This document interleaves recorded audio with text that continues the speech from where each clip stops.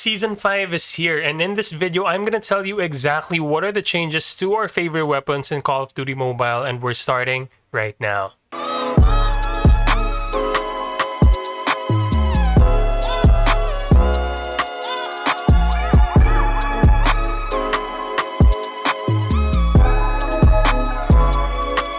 What's up guys, it's your boy Flame. Welcome to another video to help you in your COD mobile journey. In this video, I'm gonna be covering the Season 5 balance changes. A couple of hours ago, Garena dropped the update for Season 5, and with this update, the gunsmith balance changes have been implemented.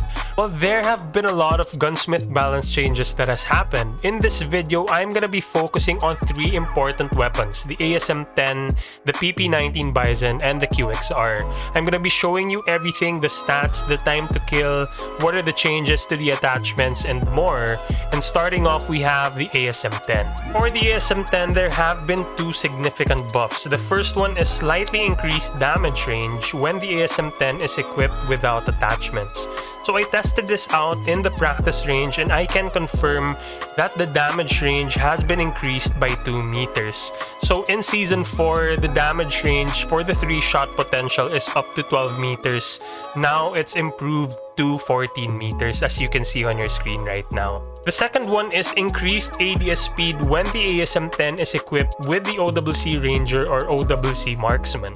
So for the OWC Ranger barrel, I wasn't able to test what are the exact changes, but I can confirm for the OWC Marksman that there has been a reduction to the ADS penalty by 2%. So in the past, the penalty for using this barrel is 14%. Now it's down to 12%. Up next, I'm gonna be showing you the exact stats for this weapon as well as my gunsmith loadout for the ASM10. So this is the ASM10 in Season 4, and this is my build as well. In Season 4, it was a 3-shot weapon up to 15 meters. So we'll see what are the exact changes to the ASM10. So with the same build, this is what the ASM10 looks like in Season 5. So basically, you've improved your ADS time as well as damage range with the marksman barrel. In Season 4, the ASM10 was able to 3-tap with the marksman barrel up to 15 meters.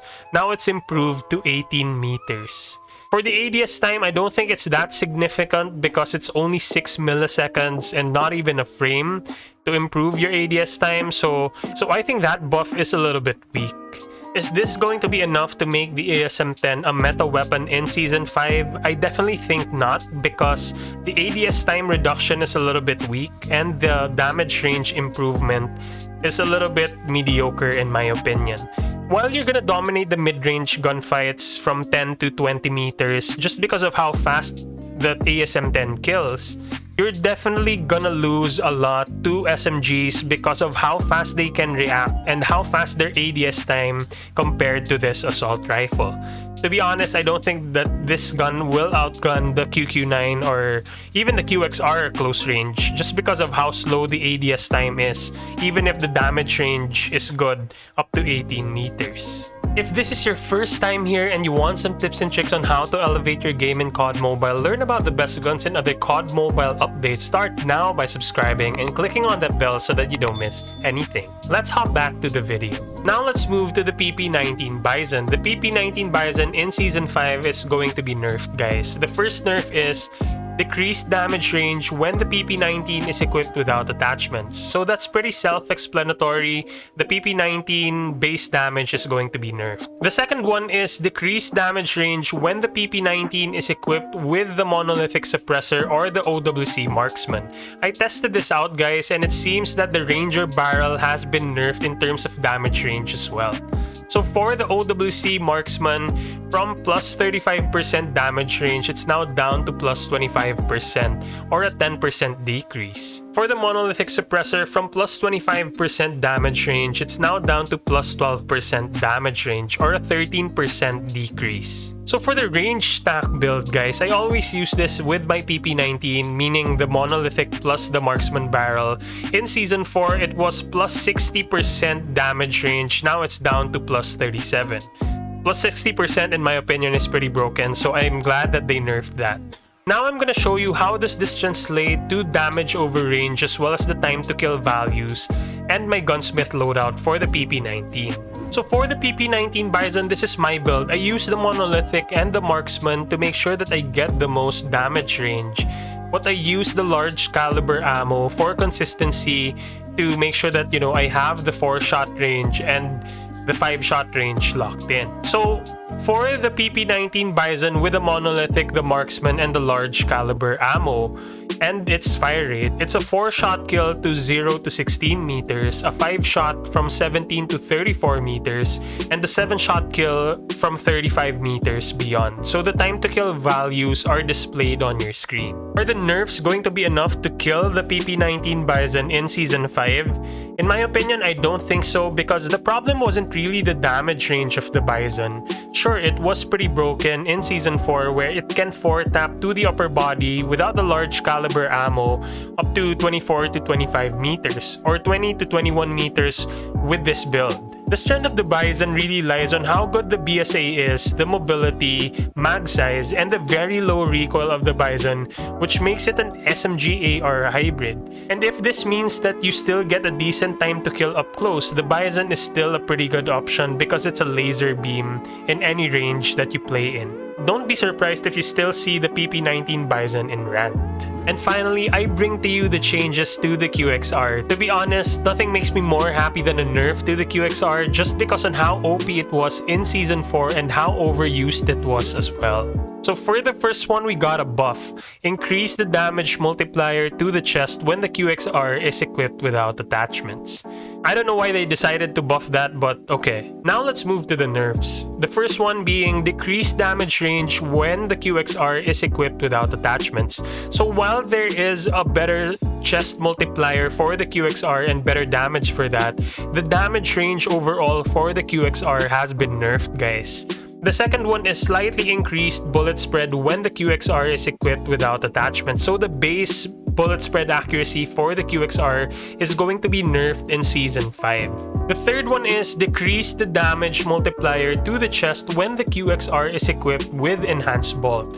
So while they did increase the damage multiplier to the chest when the QXR is without attachments, when you put on the enhanced bolt, the damage multiplier to the chest is not going to be the same, guys, or it's gonna be nerfed. The fourth one is slightly increased vertical recoil when the QXR is equipped with enhanced bolt. So I tested this out in the practice range, and I don't think that the vertical recoil increase is significant because the vertical kick is towards the end of the spray. So I think that if you're accurate enough and you're gonna be able to take down opponents in the first 30 bullets, then you're good to go. So the last nerf to the QXR is decreased damage range when the QXR is equipped with the monolithic suppressor or the OWC marksman. So I was able to test this and get a hold of the stats before the update.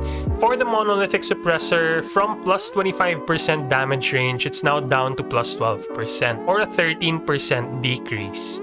For the OWC marksman, from plus 30% damage range to plus 18% damage range or a 12% decrease. Now I'm going to show you the damage over range values as well as the time to kill statistics for the QXR, and we're going to decide, guys, whether this nerf is significant and whether it's going to bring this weapon down. So this is my build for the QXR. In particular, I use the enhanced bolt and the marksman barrel together. So for this example, I'm gonna show you all the time to kill values and how many shots it takes to kill with the QXR, with the marksman barrel, and the enhanced bolt perk equipped. So for the QXR, guys, you all know that it has different body shot multipliers in the legs, the limbs, as well as the chest. So I tested it out in the practice range and I yielded these results. 0 to 7 meters, it's a 4 to 6 shots. 8 to 18 meters, 5 to 7 shots. 19 to 25 meters, 6 to 8 shots. And 26 to 40 meters, it's 9 to 10 shots to kill. So for the time to kill values, it will all depend on where you land your shots in the body multiplier. So it can go as low as 179 milliseconds to 299 milliseconds from 0 to 7 meters. So those are really good time to kill values for the 0 to 7 meter range. So basically, in order for you to get the 179 milliseconds time to kill, you need to land at least one headshot. So for the other ranges, I show you all the time to kill values. It will all depend on how many shots or where you land your shots to the body, and it will determine the time to kill in those ranges. So with all that being said, is this going to be enough to weaken the QXR? In my opinion, I think it's both a yes and a no. It's a no because the time to kill up close is still one of the fastest, if not the fastest, among the SMG class. And also the good mobility and control of this weapon makes it a top tier weapon of choice. My tip for you is just don't full spray your mag, because towards the end of the spray, that's where the recoil nerf kicks in.